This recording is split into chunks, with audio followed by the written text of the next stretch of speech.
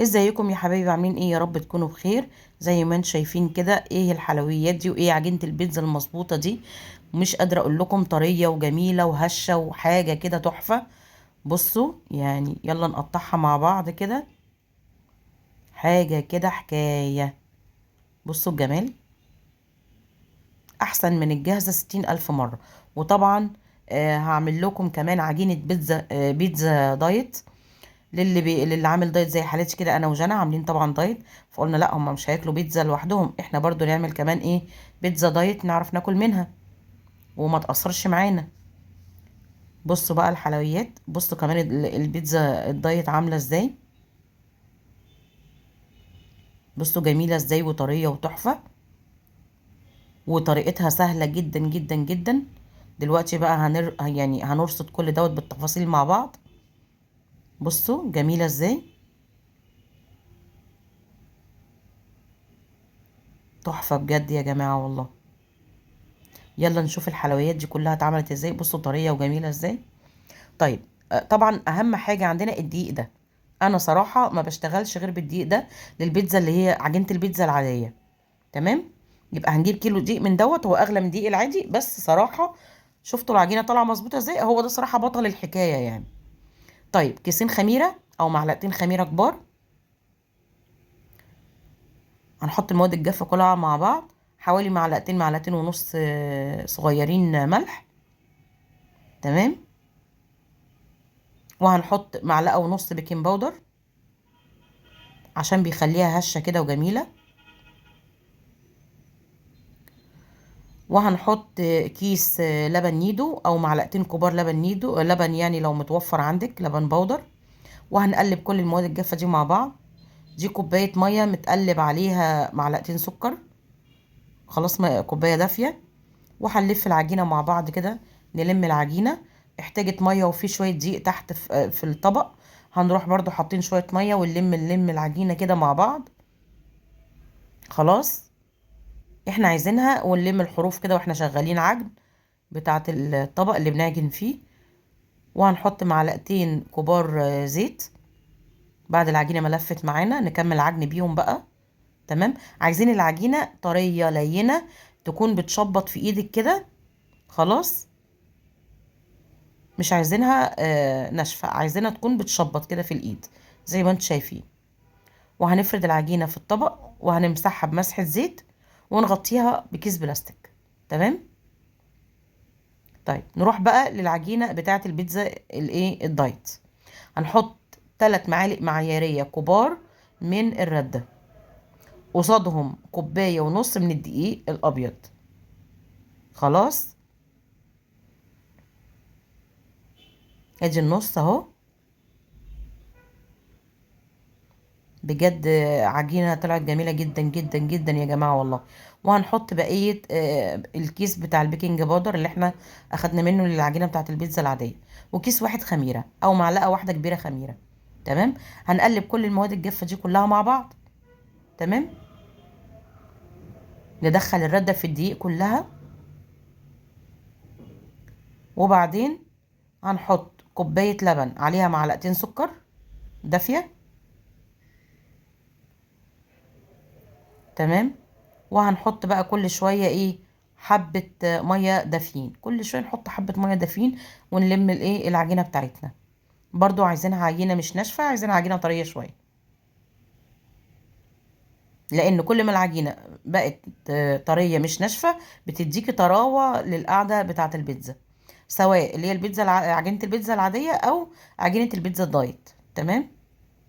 بصوا، حسيت ان هي مفرولة محتاجة شوية دقيق، حطيت رشة دقيق حوالي معلقتين. خلاص. ونلم العجينة بتاعتنا، نكمل عجن.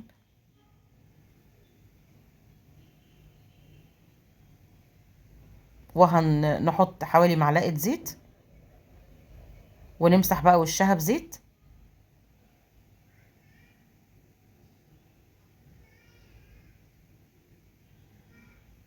ونغطيها بكيس. تمام. يبقى احنا كده خلصنا الاتنين.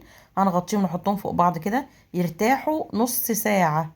خلاص. انا ما بسيبهاش تخمر، انا بخليها تخمر في الصواني. بفرد الاعداد بتاعه البيتزا في الصواني واسيبها تخمر في الصينيه. تمام. هنا خلاص بعد ما خمرت، يعني نص خمر كده، هنمسح الصواني. يبقى احنا بنمسح الصواني زي ما انا قلت لكم كده، مسحه زيت بسيطه. خلاص. وهنقسم العجينه دي على ايه، على الثلاث صواني، يعني كل صينيه فيهم مقاس 30. وهيزيد حته صغيره، هنعملهم ميني بيتزا، يعني 3 كده ميني بيتزا صغيرين. تمام. بصوا،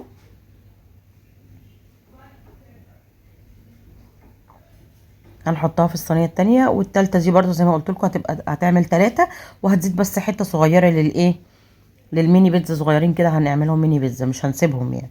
وهنفرد كده في الصينيه، هتاخدي كده من النص وتطلعي على الحروف، من النص على الحروف لحد ما قاعده البيتزا تتفرد معاكي في الصينيه كلها. خلاص. طبعا انا بسيبها تخمر هنا كده في الصواني، تكمل خمر في الصواني. تمام. على بقى ما اقطع الخضار واحضر الحاجه بتاعتي كلها، تكون ايه، رفعت معايا في الايه، في الصواني. كل الاعداد تكون رفعت معايا في الصواني. هنا خلاص بعد ما فردتها، وافرد الثلاثه التانيين بقى، قصدي الاثنين التانيين. خلاص انا خلصتهم. ندخل بقى على ايه، على العجينه بتاعت البيتزا ايه الدايت. اهي بصوا، خلاص داخله في الخمره هي كمان. هنقسمها على صينيتين، صينيتين مقاس 25. بصوا من النص كده، بصوا العجينه طريه وحلوه ازاي. طبعا دي ما بيبقاش فيها عرق، لان بيبقى فيها رده كتير. تمام. الرده فيها اكتر من الدقيق. فطبعا لو اكلتي الصينيه المقاس 25 دي كلها، ولا هتاثر معاكي في الدايت بتاعك. ما هم بقى مش هياكلوا يعني بيتزا واحنا هنقعد نتفرج عليهم يعني. طيب احنا هنا خلصنا فرد. طبعا الصلصه ديت بحط معلقتين، يعني 4 معالق صلصه، وعليهم حوالي 3 معالق ميه، وعليهم بقى بابريكا وفلفل اسود، وعليهم رشة كمون وملح. خلاص. ونقلب كل ده على بعضه كده، وندهن بيهم قعدات الصواني زي ما انتم شايفين. تمام. هنعمل بقى بالتونة، واحدة بالتونة والباقي هنعمل بالسجق. ومعانا بقى جبنة رومي، ومعانا الزيتون والفلفل والطماطم. طبعا انا بقطع الطماطم مكعبات كده صغيرة، ومنزوع منها طبعا كل المية والبذر بتاعها، والفلفل برضو متقطع صغير. خلاص هنخلص الاعداد بتاعتنا كلها ونخرمها كده بالشوكه، بحيث البيتزا ايه ما تقبش معانا من جنب وجنب. تمام. دي البيتزا الدايت اهي، بندهنها برضو بالصلصه. هنزود عليها شويه صلصه عشان تبقى طريه كده وحلوه. بصوا، والله العظيم عجينه تحفه، طلعت تحفه يا جماعه والله. خلاص خرمناها بالشوكه هي كمان، والتلاته اللي انا قلت لكم عليهم اللي هم بتوع الميني بيتزا، ونخرمها برضو بالشوكه. تمام. يبقى احنا دهنا كل الاعداد بالصلصه. هنحط عليها بقى قطع طماطم صغيره زي ما قلت لكم كده، منزوعه الميه والبذور، ورشه جبنه رومي. طبعا جوجي بترص الناحيه التانية الصواني الكبيره. طبعا جوجي بقى ليها دماغ في الرص كده، تحب ترص كده ترسم الرصه، لكن انا من الناس اللي بتحط الرصه عشوائي. بصوا يعني انا برص السجق كده عشوائي، وهي بقى بتحط بقى، تحب ترص الفلفل كده ده يعني، فاهمين؟ لكن انا ايه، رش على طول. تمام. احبها كده ايه، فانا بحب احط بقى كل حاجه على بعضها كده، يعني زي ما انتم شايفين.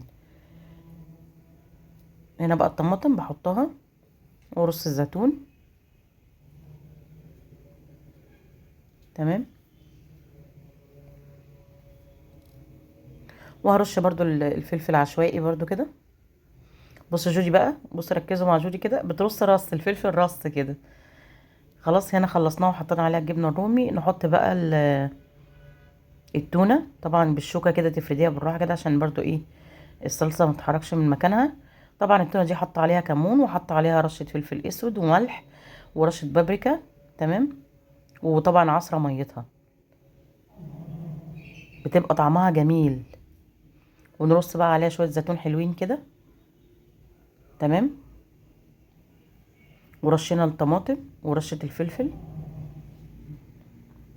وهنا خلصناهم كلهم، سواء الدايت او البيتزا العاديه والميني بيتزا وكله. بصوا بقى هنا خطوه مهمه، انا هنا طلعتها من الفرن بعد ما استوت نص تسويه. ما بحطش الجبنه الموتزاريلا الا لما تستوي الخضار اللي عليها نص تسويه، خلاص، عشان ما تنشفش الجبنه الموتزاريلا، تبقى طريه تمام وما تحمرش زياده. بصوا اللي هي الدايت تحفه كده، تحفه. طبعا رشينا عليها جبنه موتزاريلا ورشه جبنه رومي. بصوا بعد ما استوت زي ما وريتكم كده في اول الفيديو، حاجه تحفه. بصوا طريه وحكايه. دي العجينه العاديه، عجينه البيتزا العاديه. بصوا حكايه والله العظيم. بصوا طريه وجميله ازاي حتى في التقطيع. بصوا بجد لو عملتي بالطريقه دي، بصي هتعمليها وانت مغمضه بعد كده. واللي وصل معايا في الفيديو لحد هنا ما ينساش يعمل اشتراك للقناه ويفعل جرس الكل عشان يوصل لكم كل جديد. وما تنسوش تحطوا كومنت كده جميل زيكم، تمام، وتشجعوني وقولوا لي الفيديو عجبكم ولا لا. تمام. بصوا طريه وجميله ازاي. بصوا حاجه كده تحفه. طبعا بقى عايزين نقطع بقى التانية اهي. بصوا طريه هي كمان في التقطيع وجميله ازاي. بصوا الحلويات، احلى بيتزا دايت بعجينه بيتزا دايت تحفه بجد. اختراع يا كوتش يعني. هما مش هياكلوا واحنا نتفرج عليهم يعني، انا وجانا يعني. بالمناسبة اللي عايز يعمل معانا دايت، احنا لسه بادئين، يقول لنا. ولو عايزين ننزل وصفات للدايت برضو اكتبوا لنا في الكومنتات. وسلام، يا رب يعجبكم وتجربوه.